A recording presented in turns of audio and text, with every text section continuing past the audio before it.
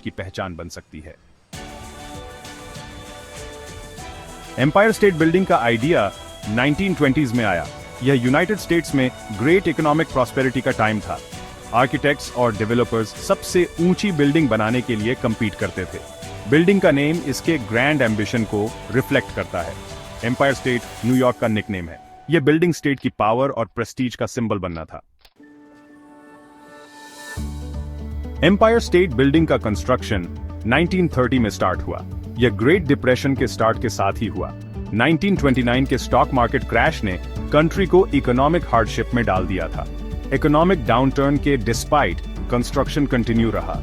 इस प्रोजेक्ट ने हजारों लोगों को जॉब्स दिए जिनकी बहुत जरूरत थी। यह डिफिकल्ट टाइम में होप का सिंबल बन गया। एम्पायर स्टेट बिल्डिंग का कंस्ट्रक्शन इनक्रेडिबली फास्ट था। बिल्डिंग एक दिन में एक फ्लोर की एस्टोनिशिंग पेस से बनता गया। यह एफिशिएंट प्लानिंग और 3000 से ज्यादा वर्कर्स की हार्ड वर्क से पॉसिबल हुआ। ये वर्कर्स अलग अलग बैकग्राउंड से थे।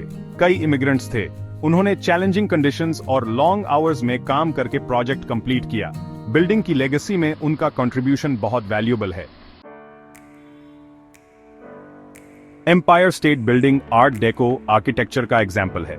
यह आइकॉनिक स्ट्रक्चर न्यूयॉर्क सिटी के स्काईलाइन का एक महत्वपूर्ण हिस्सा है और इसे 1931 में पूरा किया गया था। इसकी डिजाइन और कंस्ट्रक्शन ने आर्किटेक्चर की दुनिया में कई नए मानक स्थापित किए। यह स्टाइल 1920s और 30s में पॉपुलर था। इसमें जियोमेट्रिक शेप्स, स्लीक लाइंस और एलैबोरेट ऑर्नामेंटेशन होते हैं। आर्ट डेको ने मॉडर्निटी और एलिगेंस को एक साथ लाने का प्रयास किया, जो उस समय की इंडस्ट्रियल एडवांसमेंट्स को भी दर्शाता है। आर्ट डेको आर्किटेक्चर में इंट्रिकेट पैटर्न्स और बोल्ड कलर्स का यूज होता है, जो बिल्डिंग्स को एक डिस्टिंक्ट और लग्जूरियस लुक देता है। यह स्टाइल न केवल अमेरिका में बल्कि यूरोप और अन्य पार्ट्स ऑफ द वर्ल्ड में भी पॉपुलर हुआ। बिल्डिंग के डिजाइन में कई इनोवेटिव फीचर्स थे। एम्पायर स्टेट बिल्डिंग की कंस्ट्रक्शन में यूज की गई टेक्निक्स और मटेरियल्स ने इसे उस समय की सबसे ऊंची बिल्डिंग बना दिया। इसकी कंस्ट्रक्शन में स्टील फ्रेम स्ट्रक्चर का यूज किया गया था, जो उस समय एक रेवोल्यूशनरी कॉन्सेप्ट था। यह स्टील फ्रेम स्ट्रक्चर यूज करने वाली फर्स्ट बिल्डिंग्स में से एक थी। इसने आर्किटेक्ट्स और इंजीनियर्स को अनप्रेसिडेंटेड हाइट्स तक बिल्डिंग्स बनाने की अनुमति दी। इसके अलावा स्टील फ्रेम ने बिल्डिंग को अधिक ड्यूरेबल और फ्लेक्सिबल बनाया, जो हाई विंड्स और अदर एनवायरमेंटल फैक्टर्स को विथस्टैंड कर सकता था। इसीलिए इसकी इतनी हाइट और ओपन फ्लोर प्लान्स पॉसिबल हुए। एम्पायर स्टेट बिल्डिंग के ओपन फ्लोर प्लान्स ने कमर्शियल स्पेसेस के लिए नए अपॉर्चुनिटीज खोले, जिससे बिजनेसेस को फ्लेक्सिबल और एफिशिएंट वर्क स्पेसेस मिल सके। बिल्डिंग में हाई स्पीड एलिवेटर्स भी थे, जो इसके इतने फ्लोर्स के लिए जरूरी थे। इन एलिवेटर्स ने लोगों को बिल्डिंग के विभिन्न फ्लोर्स तक जल्दी और एफिशिएंटली पहुंचने की सुविधा दी, जो उस समय की एक रिमार्केबल टेक्नोलॉजिकल एडवांसमेंट थी, जो इसके इतने फ्लोर्स के लिए जरूरी थे। इन हाई स्पीड एलिवेटर्स ने न केवल बिल्डिंग की फंक्शनैलिटी को एनहेंस किया, बल्कि इसे एक मॉडर्न मार्वल के रूप में भी स्थापित किया। एम्पायर स्टेट बिल्डिंग आज भी एक सिंबल है आर्किटेक्चरल इनोवेशन और ह्यूमन इंजेन्युइटी का। 1931 में कंप्लीट होने के बाद से एम्पायर स्टेट बिल्डिंग ने न केवल न्यूयॉर्क सिटी की स्काईलाइन को रीडिफाइन किया है, बल्कि यह एक कल्चरल आइकॉन बन गया है। इसकी ऊंचाई और आर्किटेक्चरल डिजाइन ने इसे दुनिया भर में इंस्टेंटली रिकॉग्नाइजेबल बना दिया है। एम्पायर स्टेट बिल्डिंग ने दुनिया की इमेजिनेशन को कैप्चर किया है। यह काउंटलेस फिल्म्स, टेलीविजन शोज और डॉक्यूमेंटरीज में फीचर किया गया है।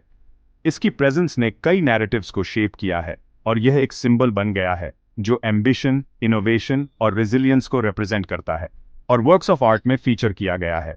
आर्टिस्ट ने इसे अपने कैनवसेस पर इमॉर्टलाइज किया है, फोटोग्राफर्स ने इसकी ब्यूटी को कैप्चर किया है और राइटर्स ने इसे अपनी स्टोरीज में सेंट्रल कैरेक्टर के रूप में यूज किया है। शायद सबसे आइकॉनिक डिपिक्शन 1933 की फिल्म किंग कॉन्ग में है। इस फिल्म ने एम्पायर स्टेट बिल्डिंग को एक ड्रामेटिक बैकड्रॉप के रूप में यूज किया, जिससे यह इंस्टेंटली रिकॉग्नाइजेबल हो गया। किंग कॉन्ग का एयरप्लेन से लड़ते हुए बिल्डिंग से चिपके रहने वाला इमेज इंस्टेंटली रिकॉग्नाइजेबल है। यह सीन न केवल थ्रिलिंग है, बल्कि यह एक पावरफुल मेटाफोर भी है, जो ह्यूमन स्ट्रगल और ट्रायम्फ को रिप्रेजेंट करता है। Building romantic comedies, disaster movies और सुपर हीरो फिल्म्स में भी दिखा है, जिससे यह एक वर्सेटाइल सिंबल बन गया है। चाहे वह एक रोमांटिक रॉन्डेवू हो या एक epic battle, Empire State Building ने हर जॉनर में अपनी जगह बनाई है, जिससे पॉपुलर कल्चर में इसकी जगह पक्की हो गई है। ये बिल्डिंग न केवल आर्किटेक्चर का मार्वल है, बल्कि यह एक कल्चरल फेनोमेनन भी है जो आने वाले जनरेशंस को इंस्पायर करता रहेगा। आज एम्पायर स्टेट बिल्डिंग दुनिया के मोस्ट पॉपुलर टूरिस्ट अट्रैक्शंस में से एक है। हर साल दुनिया भर से लाखों विजिटर्स इसके ऑब्जर्वेशन डेक्स पर विजिट करते हैं। टॉप से विजिटर्स न्यूयॉर्क सिटी के ब्रीथ टेकिंग व्यूज एंजॉय कर सकते हैं। They Central Park, Statue of Liberty और अदर फेमस लैंडमार्क्स देख सकते हैं। ये एक्सपीरियंस सिटी की वास्टनेस और ग्रैंडर का यूनिक पर्सपेक्टिव देता है।